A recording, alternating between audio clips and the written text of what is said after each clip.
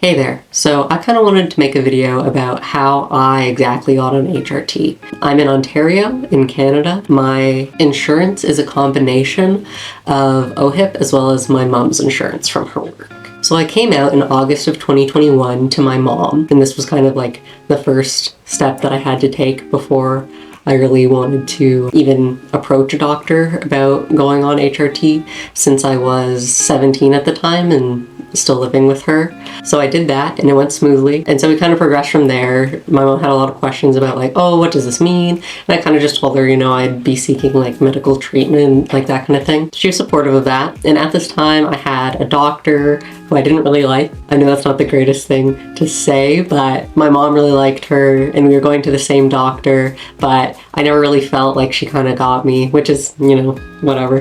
In September of the same year, I went to my doctor and I was like, hey, I'm trans. She was like, okay, cool. What is, she wasn't like a gender doctor, so can't really fault her for not being the most aware about it. But, she was fine. She was good, She's like, oh, okay, you want testosterone? I can't prescribe that to you because I'm not a therapist. Okay, cool. So I'm gonna refer you to a therapist. So she refers me to this place, and I'm 17 at this time, so I can't go to the children's section kind of clinic, but I also can't go to the adults clinic. I'm kind of in a weird in-between area where I'm too old for the 16 and under, and I'm too young for the 18 and over. So she referred me to this place that was for 18-year-olds and up, and I didn't know this. So I'm waiting for 8 weeks or more to hear back from this place, and they're like, cool, we'll definitely take you once you're 18. And I wasn't gonna be turning 18 for like 8 more months, and that's a long time when you're waiting. And so I was like, hey, why did you recommend that I go to this place? She was like, oh, I had no idea. I had no idea that they were 18 and older. And I was like, okay, it says it right on their website, because I checked, and that's the only way that I really found out that it was like, this is an adults only clinic that she recommended me for. It wasn't an adult.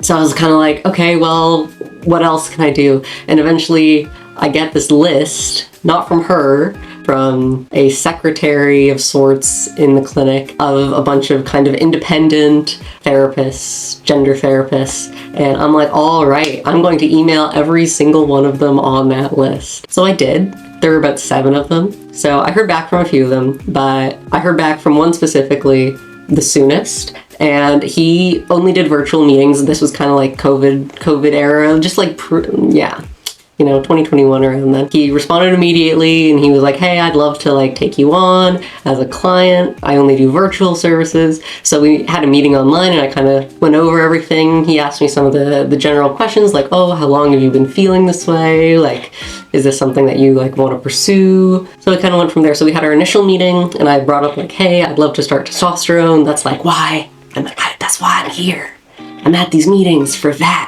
specifically. And he's like, okay, awesome. I'm gonna send you some blood work just so we can see if your levels are good in the first place, see where we can go from there. So we do that and I go do some blood work, and then we get on another call. And this one is more about like, hey, I'm gonna prescribe you testosterone if this goes well.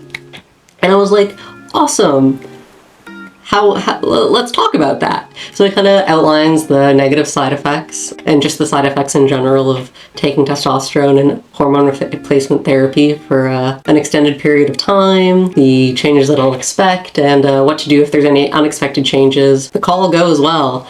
This is January by this time, and I now get a prescription for my testosterone faxed over to the pharmacy. So on this call, we had discussed things like what kind of testosterone I want to go on. And so in my case, I want to go on testosterone gel. I know, it's what a lot of people's like, when they think testosterone, they're like, oh, the injections, yeah. But I kind of knew that like a once a week thing, I would definitely be more likely to forget that than I would a daily thing. I'm someone who kind of does more daily routine, so working that in wouldn't be that big of an issue. And I'm not the biggest fan of needles personally, kind of difficult when you have to get blood tests so frequently, but you know, you get over that. So I was like, hey, I'd love to do gel. And he's like, all right, so I want you to check if your insurance covers this, because OHIP does not cover it. It's a form of testosterone that isn't covered by OHIP. I was like, okay, I'll check with my mom's insurance. And luckily, for some reason, it was covered. So when I went into the pharmacy to pick up my testosterone, I only ended up paying around $20, and that was for a month's supply.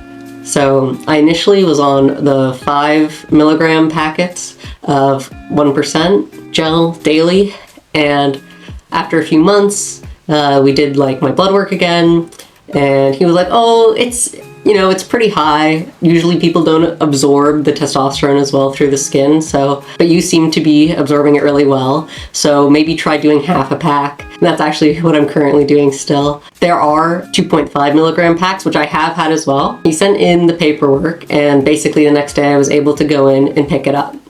So it was fairly simple. Even at the pharmacy, they were like, oh, is this your first time with this medication? And I was like, yep. And so they did a little outline of how to use it, like what not to do with it, where to put it, that kind of thing. And yeah, so it's pretty easy to use, and I was happy about that. Yeah, so unfortunately, my gender therapist who prescribed me the testosterone, he passed away a few months afterwards. So for a while, I was kind of concerned as to how I would be renewing my prescription, right? Along with this, my primary healthcare provider, they closed down in April of 2022. That was pretty unfortunate. Luckily, I was moving to a new place anyways. I was going off to university, so I would have to find a new doctor anyways. When I got my new doctor, who is at my university, they're a healthcare professional specifically for the students, and I have my university student insurance as well, and she had no problem continuing my HRT, so I was very fortunate that way. And now with my university student insurance, I can go into the pharmacy and I don't pay anything for my testosterone gel. I know usually gel without insurance is around $300, I believe, per month. Overall, I hope that this video was helpful or insightful as to how accessing HRT in Ontario, specifically testosterone, could happen. If you have any questions, I'll be down in the comments answering them. And I hope to make a follow-up video to this as to how I accessed top surgery as well. All right, I hope to see you around.